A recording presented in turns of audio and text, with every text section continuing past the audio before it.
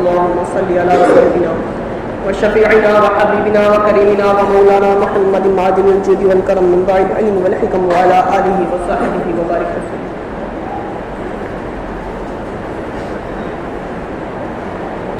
عزیزان گرامی، زندگی وہی کامیاب ہے جو زندگی آقا علیہ التحیۃ والثناء کی محبت کے ساتھ گزرے. پیارے آقا نبی مکرم شفیع معظم رسول محتشم صلی اللہ علیہ وسلم کے عشق میں گزرے. اور اگر اس چیز سے زندگی خالی ہے تو زندگی بیکار ہے.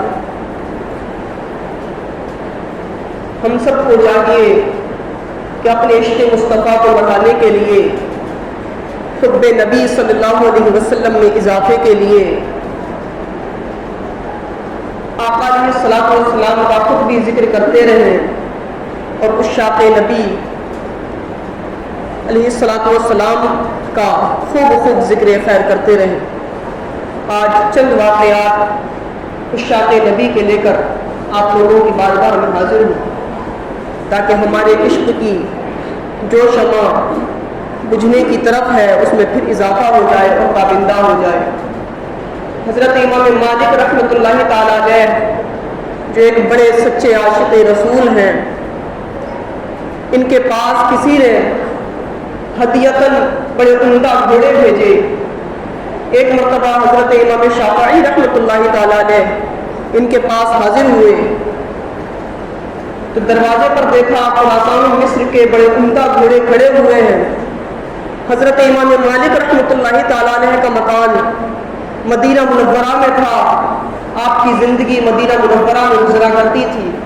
حضرت امام شافعی رحمۃ اللہ تعالیٰ علیہ جب حضرت امام مالک کے پاس پہنچنے کے بعد عرض کیا آپ کے پاس کیا عمدہ گھوڑے ہیں؟ حضرت امام مالک رحمۃ اللہ تعالیٰ علیہ نے ارشاد فرمایا میں یہ تمام گھوڑے آپ کو پیش کرتا ہوں. حضرت امام مالک نے عرض کیا حضور کوئی ایک گھوڑا تو اپنے لیے رکھ لیں. حضرت امام مالک نے کیا خوب جواب دیا کہ مجھ سے یہ گوارا نہیں ہوتا کہ جس سرزمین پر آقا علیہ الصلوۃ والسلام تشریف فرما ہے اس سرزمین کو میں اپنے گھوڑوں کے ذریعے سے روک دوں. اللہ اکبر. پوری زندگی جس زمین پر گزر رہی ہو ایک بندہ تو وہ ہے جو چند دن کے لیے مدینہ منورہ جائے، اس وقت ادب و احترام کا خیال رکھے، لیکن جس کی پیدائش مدینہ میں ہوئی ہو، جس کے دنوں رات مدینے میں گزر رہے ہوں، اس کے دل میں بھی مدینے کی اتنی محبت اور ایسا عشق ہے کہ یہ گوارا نہیں کہ اس سرزمین پر میں گھوڑوں پر بیٹھ کر سوار ہو جاؤں، اس سرزمین پر میں گھوڑوں پر بیٹھ کر سواریاں کروں، میں تو اس سرزمین پر چلوں گا تو ننگے پیر چلوں گا. یہ حضرت امام مالک رحمۃ اللہ تعالیٰ علیہ.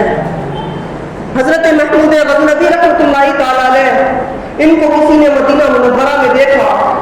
یوں وہ بادشاہ تھے، اپنے شہنشاہی کروفر کے ساتھ رہا کرتے تھے، لیکن مدینہ منورہ میں کوئی دیکھ کر حیران ہو گیا کہ غریبوں والا لباس ہے، فقیروں والا لباس ہے اور راستے میں کھڑے ہو کر لوگوں کو پانی پلا رہے ہیں.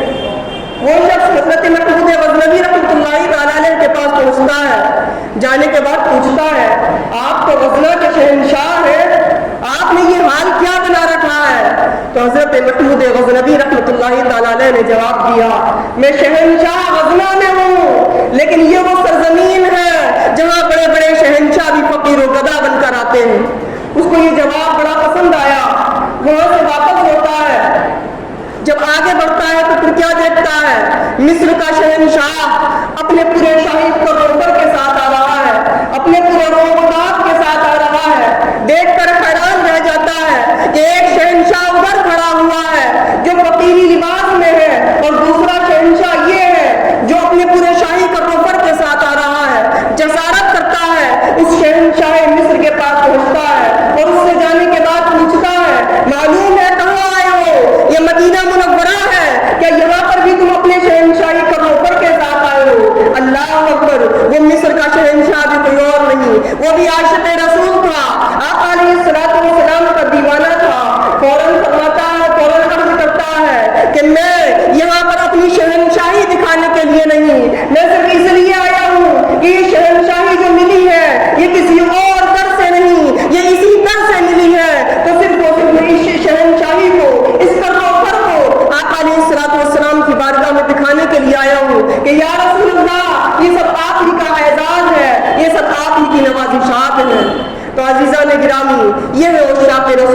جنہوں نے عشق و محبت میں اپنی زندگیاں گزاری ہیں، جن کا ہر عمل آقا علیہ الصلوۃ والسلام کی محبت میں گزرا کرتا تھا، جو ہر وقت اپنے آقا و مولا حضور رحمت عالم صلی اللہ علیہ وسلم کی رضا جوئی میں لگے رہتے تھے۔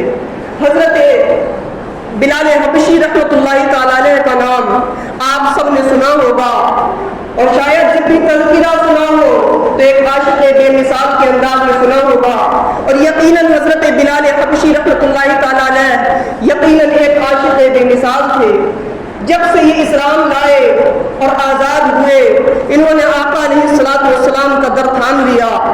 صبح و شام آقا علیہ الصلوۃ والسلام کی بارگاہ میں رہتے، سفر و حضر میں آقا علیہ الصلوۃ والسلام کی بارگاہ سے فیضیاب ہوتے۔ جتنا آقا علیہ الصلوۃ والسلام کے قریب رہتے اتنا عشق و محبت میں اضافہ ہوتا چلا جاتا۔ اللہ اکبر! یہ عاشق رسول آقا علیہ الصلوۃ والسلام کی محبت سے خوب لبریز ہو چکے تھے، یہاں تک کہ وہ وقت آ گیا کہ آقا علیہ الصلوۃ والسلام نے اس دنیا سے پردہ فرما لیا۔ اس کے بعد کچھ عرصے کے بعد حضرت بلال حبشی رحمۃ اللہ تعالی علیہ ملک شام کی طرف ہجرت کر جاتے ہیں۔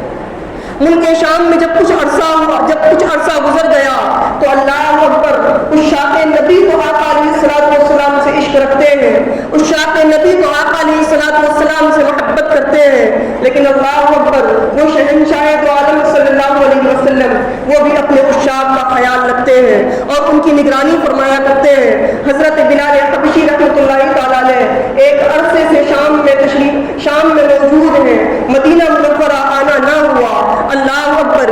ایک دن سوتے ہیں تو خواب میں قسمت بیدار ہو جاتی ہے۔ کیا خواب دیکھتے ہیں کہ آقا علیہ الصلوۃ والسلام تشریف فرما ہے اور ارشاد فرما رہے ہیں، اے بلال یہ کیا جفا ہے کہ تم میری زیارت کے لیے بھی نہیں آتے۔ اللہ اکبر! حضرت بلال حبشی رحمۃ اللہ تعالی علیہ جن کا سینہ پہلے ہی عشق سے بھرا ہوا تھا، محبت نبی صلی اللہ علیہ وسلم سے لبریز تھا، جب یہ خواب دیکھتے ہیں مچل جاتے ہیں، جیسے ہی بیدار ہوتے ہیں مدینے کے سفر کے لیے روانہ ہو جاتے ہیں اور مدینہ منورہ ذات اللہ شرف و تعظیمہ میں حاضری کے لیے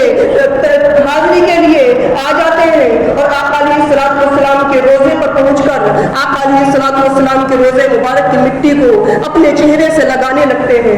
اللہ اکبر! اسی عشق و محبت میں تھے، آنکھوں سے آنسو بہہ رہے تھے، آقا علیہ الصلوۃ والسلام کی بارگاہ میں حاضری پیش کر رہے تھے۔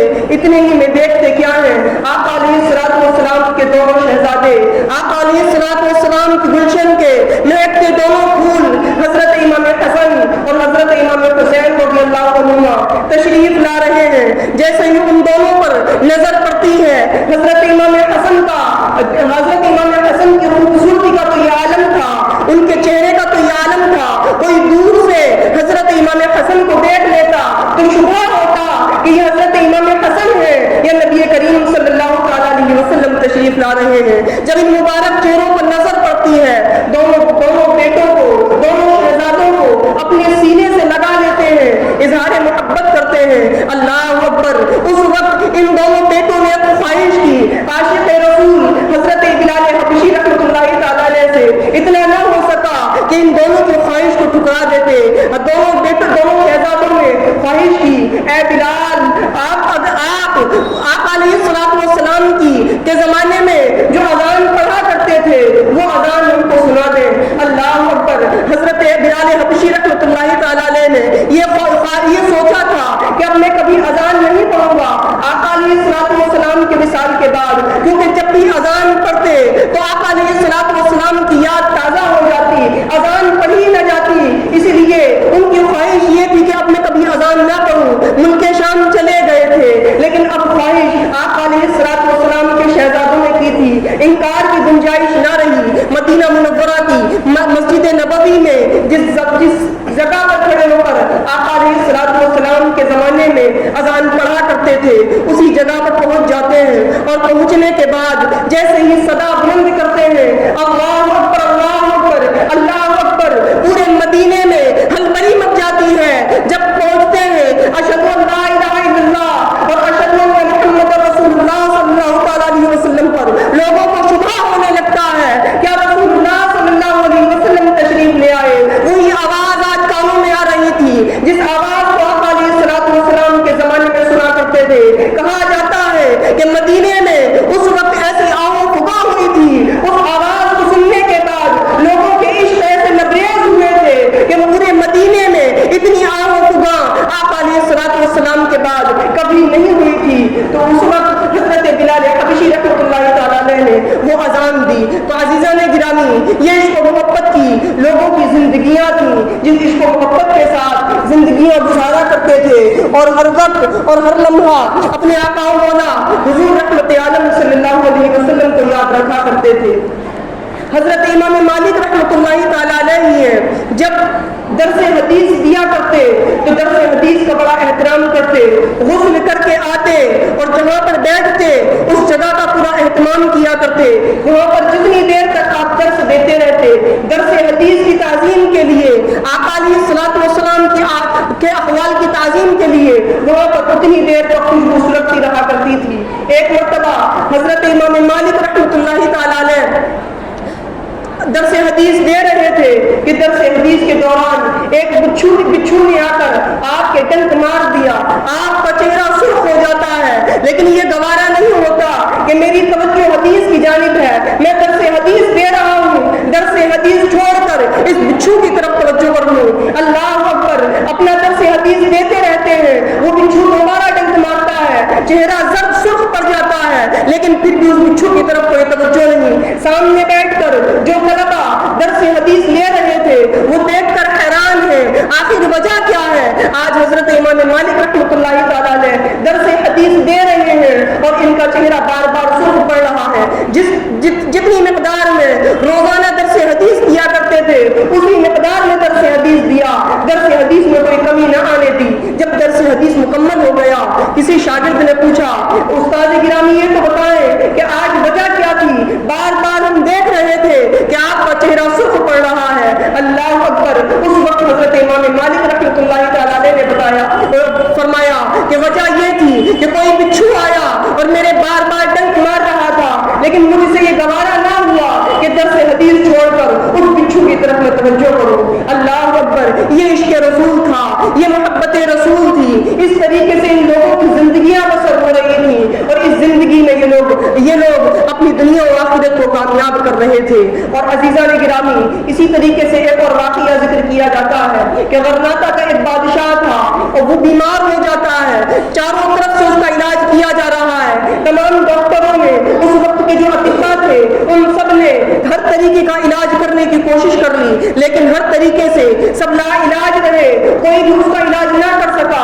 اس کے پاس ایک غلام رہا کرتا تھا، اس غلام نے ایک چٹھی لکھی جس چٹھی میں آقا علیہ الصلوۃ والسلام سے شفا کی درخواست کی، اور اس چٹھی کو لے کر آقا علیہ الصلوۃ والسلام کے دربار میں پہنچ جاتا ہے۔ ادھر وہ آقا علیہ الصلوۃ والسلام کی بارگاہ میں پہنچ کر اس چٹھی کو پڑھتا ہے۔ اللہ اکبر، جس بیماری کے علاج سے دنیا کے تمام اطباء عاجز تھے، ادھر وہ چٹھی پڑھی جاتی ہے، ادھر بادشاہ بیماری سے نجات پا جاتا ہے۔ اللہ اکبر، عزیزان گرامی، یہ میرے آقا سرور دو عالم صلی اللہ علیہ وسلم کا تصرف ہے کہ آج بھی وہ مدینہ منورہ میں اپنے قبر انور میں آرام فرما ہے، لیکن اگر کوئی ان کے پاس اپنی درخواست لے کر پہنچے، پوری عقیدت و محبت کے ساتھ جائے، تو آج بھی اللہ نے ان کو یہ تصرفات دے رکھے ہیں، ان کو یہ اختیار دے رکھا ہے کہ دنیا میں جو چاہے کرے، جس بیمار کو شفا دے دے، جس پریشان کی پریشانیوں کو چاہے اس کی پریشانیوں کو دور فرما دے۔